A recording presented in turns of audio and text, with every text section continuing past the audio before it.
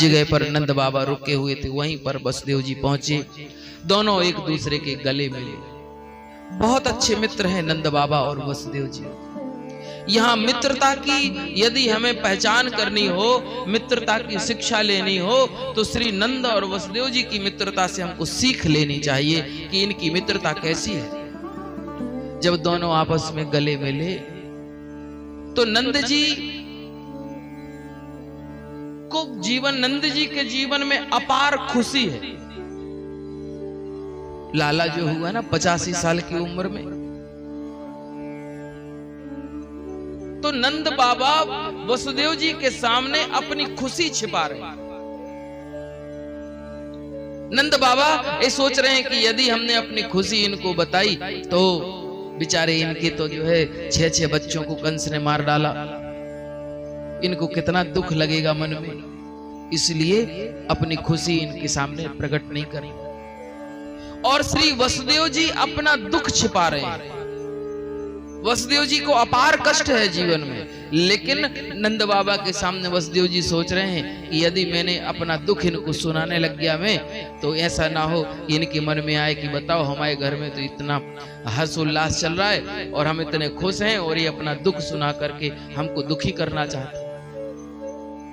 दोनों ही अपनी अपनी स्थिति को छिपा रहे हैं।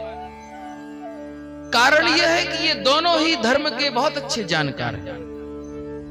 नीतिकार कहते हैं कि बाबा तुलसीदास जी बात एक चौपाई में कह रहे हैं, जे ना मित्र दुख होए दुखारी, तिनहि बिलोकत पातक भारी। जो अपने मित्र के दुख को देख करके दुखी नहीं होता, ऐसे व्यक्ति का मुख देखने से पाप लगता है और भयंकर वाला पाप लगता है। इसलिए मित्र के दुख में सदा जो है दुखी होना चाहिए।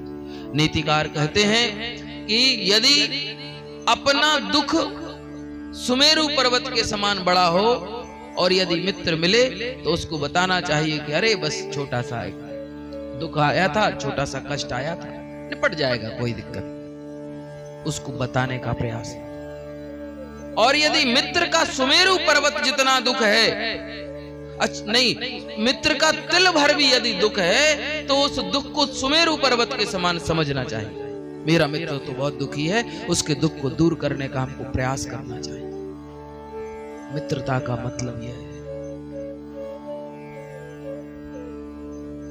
बाकी सब संबंध तो जो है हमें ईश्वर के द्वारा मिलते हैं।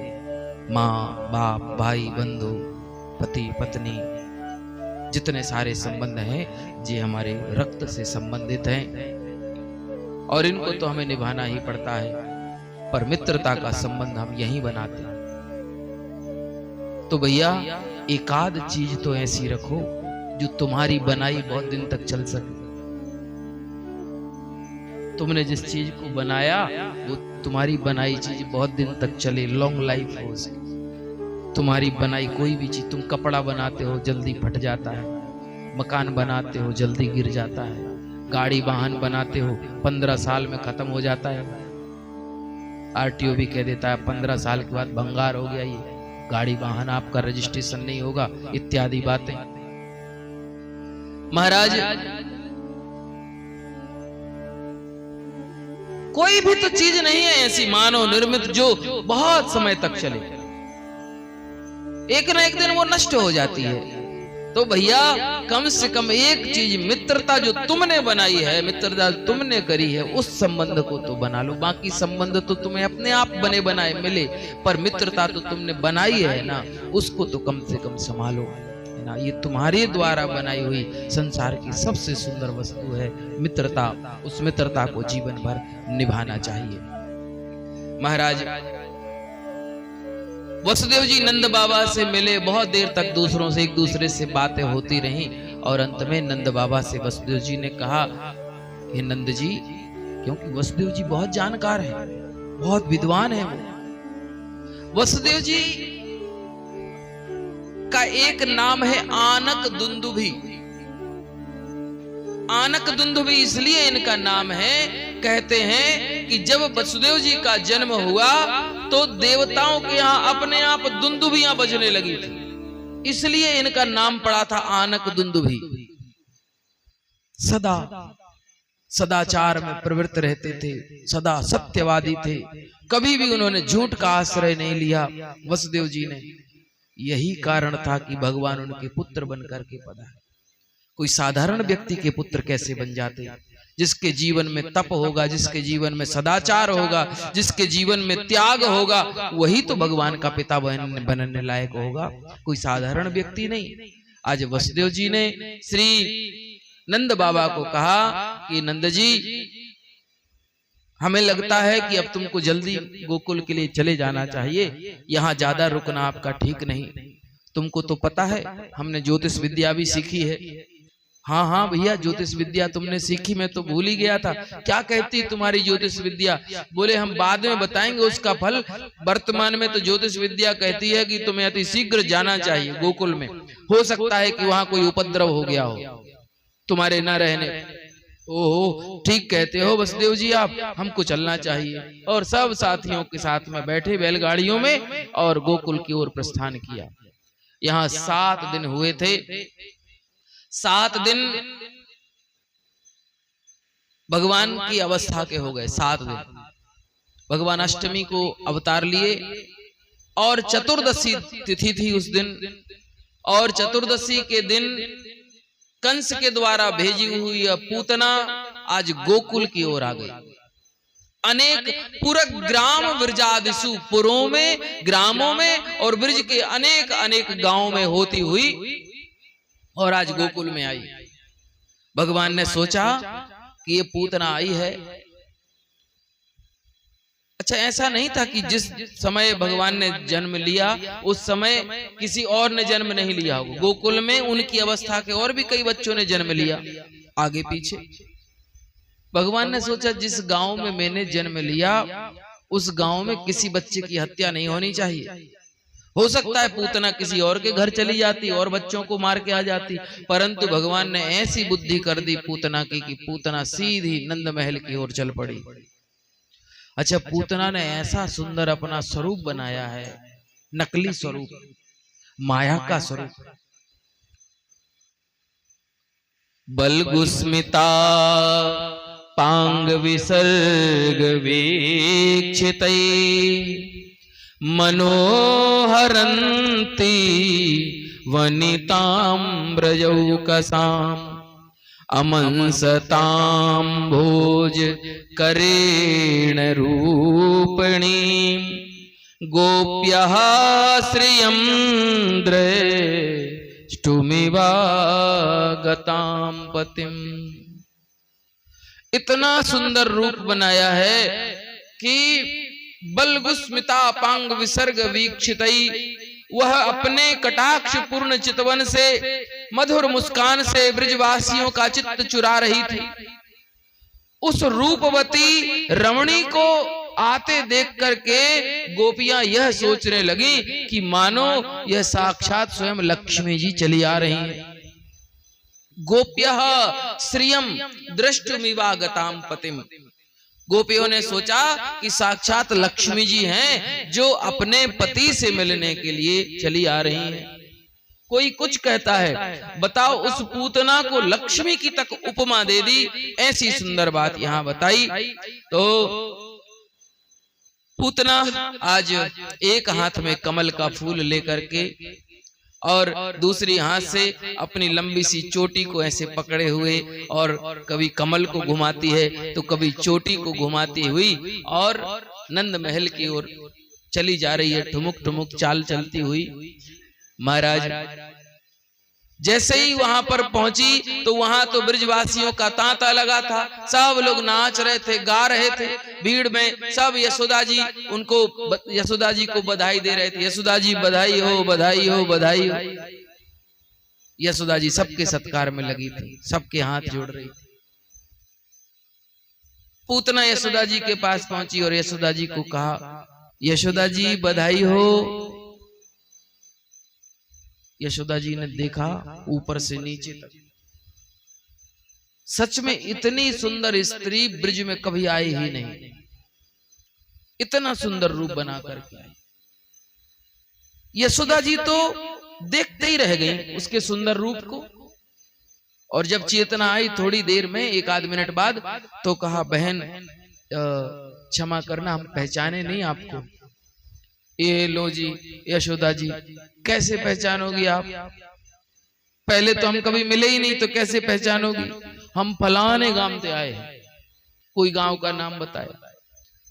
और हमारे पंडित जी आए थे, वो आशीर्वाद देकर चले गए और हमसे भी कहा कि तुम भी जाना आशीर्वाद देने। तो यशोदा जी ने सोचा, अच्छा पंडितानी जी हैं, ये पंडित जी की बात कर रही हैं तो पंडितानी जी होंगी। तो बोले, देखो यशोदा जी, हमारे गांव में जिनके घर भी छोरा छोरी होयो करें, वो सब के सब आदमी सब अपने अपने छोरा छोरी को हमारे पास लावे आशीर्वाद के ताई, और उन सबको हम अपनो दूध पिवाए के आशीर्वाद देवे। और यदि मैं आशीर्वाद दे दूं तो फिर वाको लाला छोरा छोरी कभी बीमार ना पड़े, सदा स्वस्थ रहे हमारे उस आशीर्वाद से। आज यशोदा मैया ने सोचा, बड़ी भली पधारी आप, बड़ी कृपा करी, ये मेरो लाला नाए, ये सब आप सब के आशीर्वाद कोई फल है, सो आप आशीर्वाद दे दो, बड़ी कृपा करी आप। यशोदा जी ने सोचा, सच में कितनी वात्सल्य की मूर्ति है ये। कोई भी स्त्री किसी दूसरे के बच्चे को स्तनपान नहीं कराती, और कराने वाली जो स्त्री हैं, बहुत सारी स्त्रियां कराती भी हैं, दूसरे बच्चों को स्तनपान करा देती, परंतु वही स्त्री दूसरे के बच्चों को स्तनपान करा सकती है जिसके हृदय में प्रबल वात्सल्य भाव हो। ममता की मूर्ति जो स्त्री होगी, वह दूसरे के बच्चों को भी अपना ही बच्चा समझ करके दूध पिलाने का काम कर सकती है। बाकी सारी स्त्रियों में, सब स्त्रियों में ये सामर्थ्य नहीं होता। ममतामयी स्त्रियों की बात ये लगे। महाराज यशोदा जी ने कहा कि यहाँ पर सब लोग उसको गोद में बार बार उठा रहे थे ना, इसलिए उसको नींद आ रही थी, बार बार उबासी आ रही थी, तो उसको बगल वाले कमरे में सुला दिया है, आप वहीं जाकर आशीर्वाद दे आओ। पूतना ने कहा, ये तो बढ़िया ही रहा, सबके सामने मारते तो अच्छा न लगता, अकेले में मार के बाहर निकल जाएंगे चुपके से, सब लोग सोएंगे, सोचेंगे सो रहा है, और वो सोता ही सोता छोड़ करके और हम चले जाएंगे। पूतना गई, दरवाजा खोला, और दरवाजा खोल करके जैसे ही प्रवेश किया अंदर जाकर के देखा, तो जैसे आजकल वो स्टील के पालने नहीं चल गए, कहीं पर भी उसको उठा के रख सकते हैं, खिसका सकते हैं। उस समय यशोदा जी का वो उसी तरह का पालना था जो कहीं भी खिसका सकते हैं, वो चंदन का पालना है भगवान का। हाँ, और चंदन के पालने में बड़ा सुंदर जो है भगवान, उसमें एक खिलौना ऐसा बंधा हुआ है, और 7 दिन के कन्हैया उस खिलौने को छूने का प्रयास कर रहे हैं, हाथ पैर चला रहे हैं और उस खिलौने को छूने का प्रयास कर रहे हैं। पूतना ने जब दूर से देखा तो भगवान के नन्हे नन्हे से हाथ उस पालने से बाहर दिखाई दिए पूतना को, लेकिन जैसे ही पूतना पालने के पास पहुंची और भगवान ने देख लिया कि कोई पूतना आ रही है, उसकी नजर उसकी शकल देखे बिना और भगवान ने अपने नेत्रों को बंद कर लिया, बिल्कुल चुप होकर के लेट गए, बिल्कुल चुप होकर के। और महाराज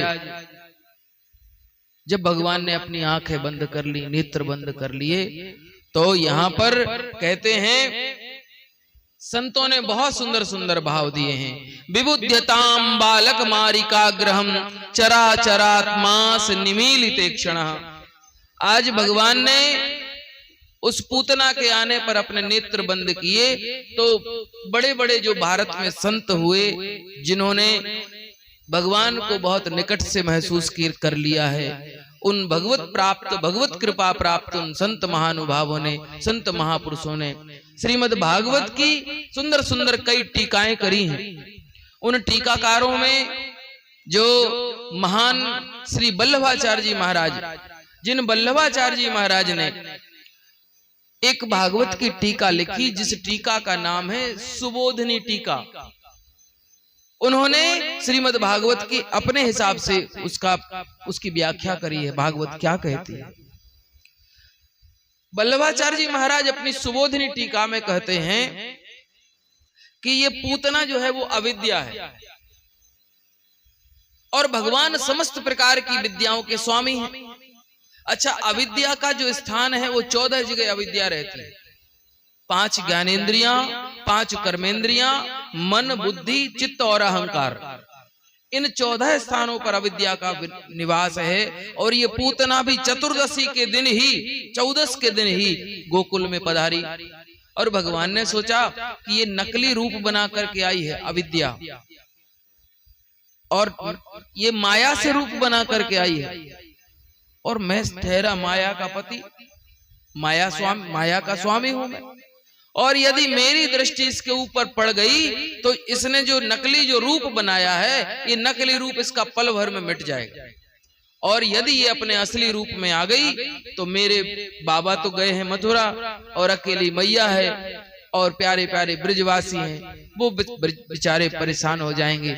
इसलिए आंख बंद कर लेता हूं और बिना आंख दिखाए ही इसको मार डालूंगा। ये इसी रूप में मर जाएगी, संसार के लोग और दूसरा विचार नहीं कर पाएंगे कि कैसे मरी, क्या हुआ, कैसे हुआ, तो ये इसका गोविंदाय नमो नमः हो जाए।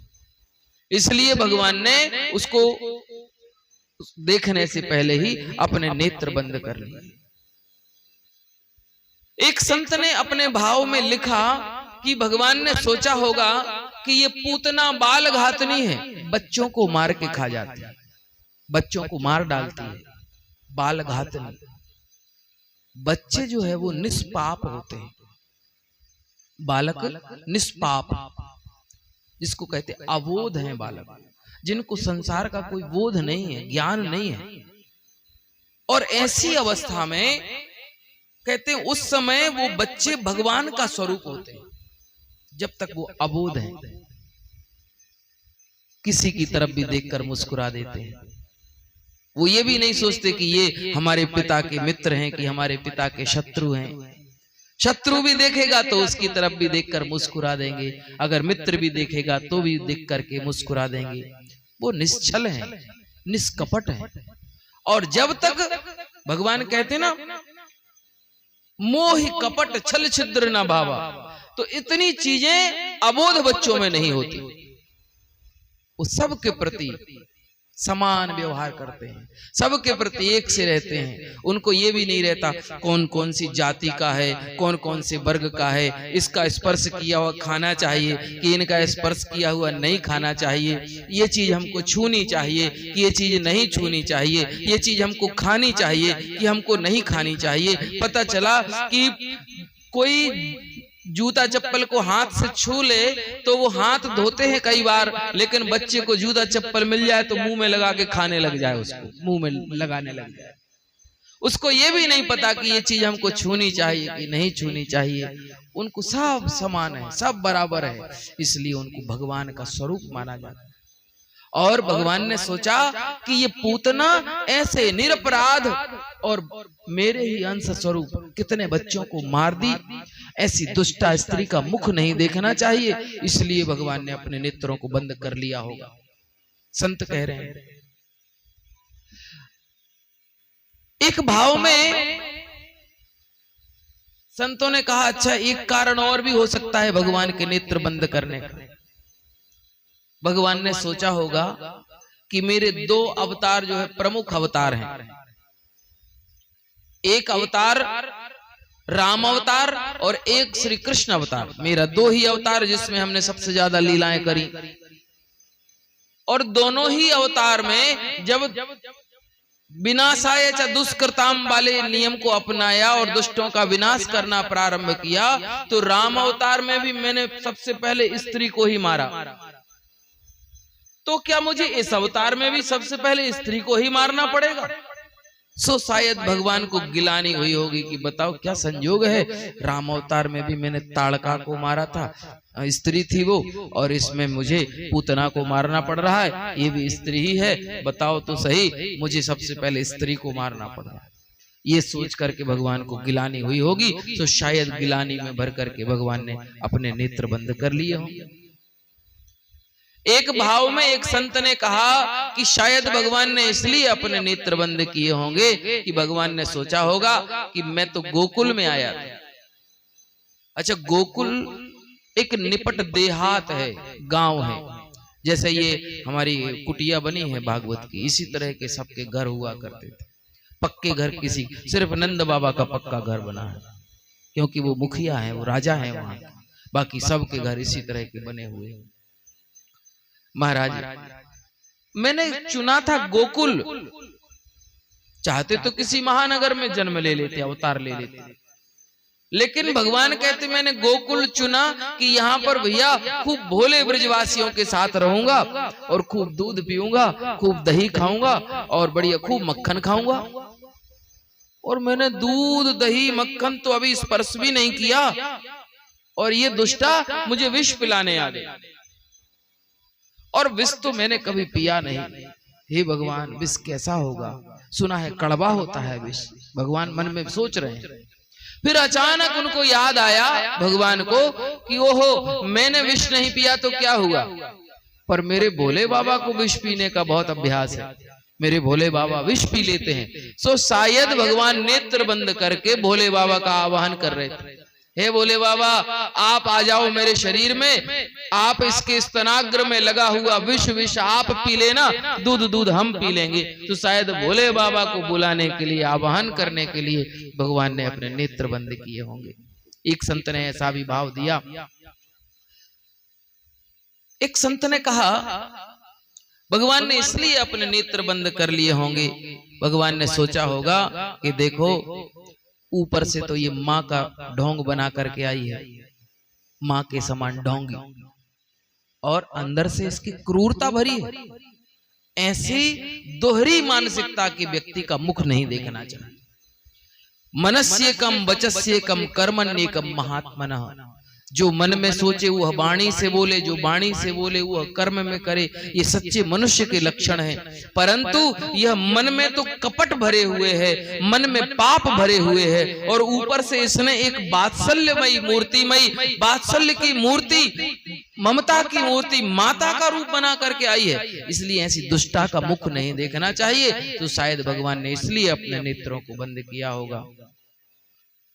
एक भाव में एक संत ने कहा कि भगवान ने इसलिए अपने नेत्र बंद किए होंगे कि भगवान ने सोचा कि देखो, यदि मैंने इसको देखा और इससे मेरे नैन मिल गए, और यदि मेरे इससे नैन मिल गए, कहते नेत्रों के मिलने से प्रीति हो जाती है, और यदि मुझे इससे प्रीति हो गई, मुझे इससे प्रेम हो गया, मरेगी तो पक्का ही आई है, परंतु प्रेम करके यदि मारा तो ये बहुत बड़ा अपराध है, इसलिए बिना प्रेम करे ही मार दूंगा, क्योंकि नजरों का कोई ठिकाना नहीं।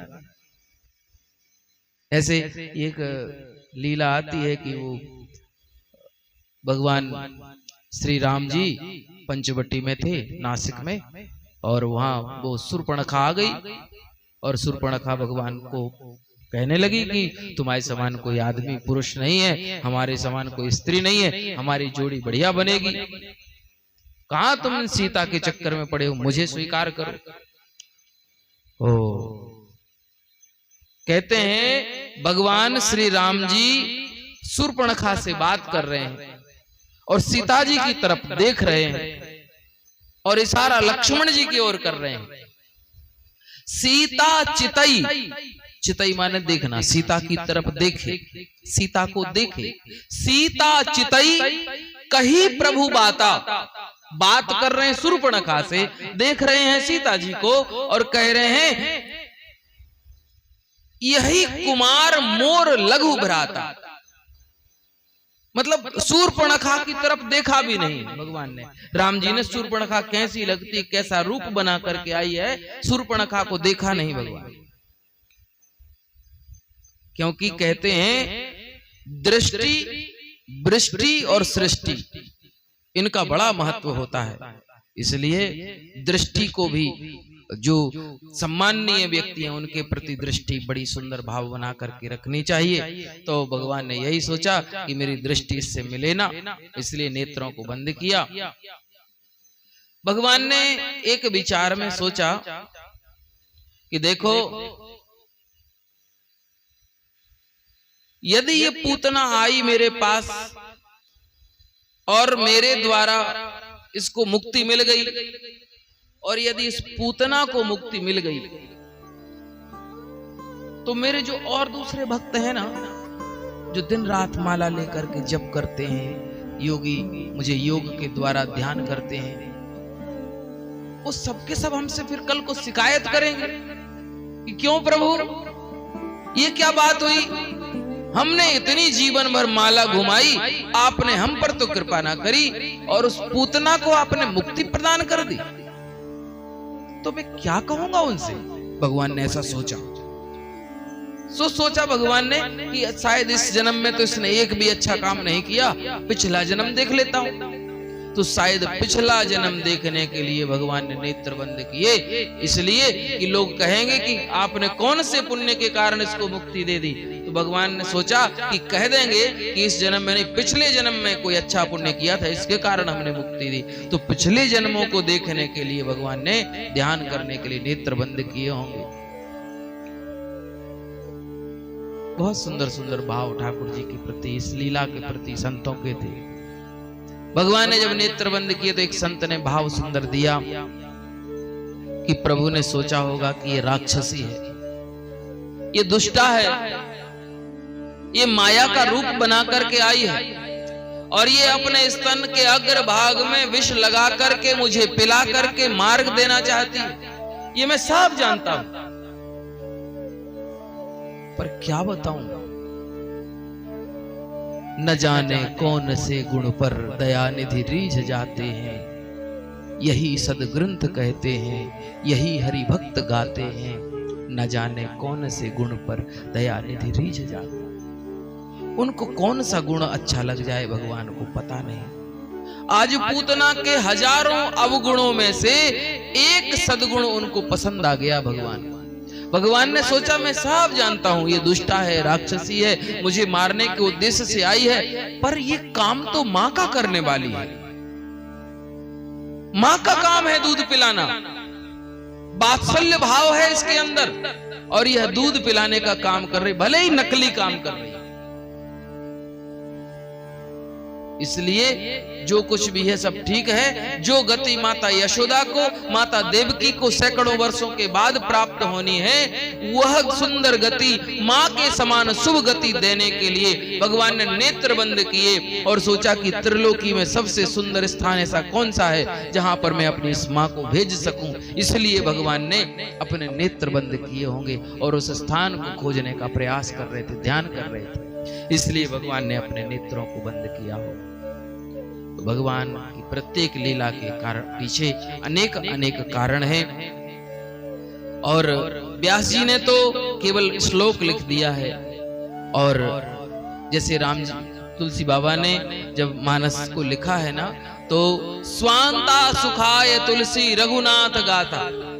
तुलसी बाबा कह रहे हैं कोई इस पे ब्लेम ना करे इस बात को कि भैया हमें तुम्हारी ये बात अच्छी नहीं लगी, हम किसी के लिए नहीं लिख रहे हैं स्वांता सुखाए, हम अपने सुख के लिए लिख रहे हैं और हमें जो अच्छा लग रहा है वो मैंने लिखा है अपने सुख के लिए। अब तुम्हें, हमने तो चौपाई लिख दी है इसमें, अब आपको जो अर्थ प्रकट करना हो इसका आप स्वतंत्र हैं, इसका अर्थ प्रकट करने के लिए आप अपने हिसाब से उसका अर्थ प्रकट करिए। तो छहों शास्त्र सब ग्रंथन को रस, इसमें तो छहों शास्त्र भी हैं, सब ग्रंथ हैं, इसमें आपको जो जो प्रकट करना हो उस रस को आप प्रकट कर लीजिए इसमें से। तो उसी तरह श्रीमद् भागवतम के प्रत्येक मंत्र में, प्रत्येक श्लोकों में अनेक अनेक शास्त्रों का रस भरा हुआ है। तो जो जो रस जब जब जिसको प्रकट करना है वह उतना रस प्रकट कर सकता है। महाराज पूतना ने देखा कि जब भगवान ने तो नेत्र बंद किए हुए हैं, पूतना ने भगवान को उठाया और उठा करके अपनी गोद में रखा और गोद में रख करके अपना स्तनपान कराने लगी पूतना। तो भगवान ने जो अग्रभाग में कालकूट विष लगा के आई थी पूतना, सबसे पहले तो वो कालकूट विष पी लिया प्रभु ने और कालकूट विष पीने के बाद उसमें भरा हुआ सारा का सारा दूध पी लिया है। और दूध पीने के बाद अब तो भगवान प्राणों को पीने लगे। और जब भगवान प्राणों को पीने लगे तो उसको बड़ी वेदना हुई, बड़ा कष्ट हुआ। और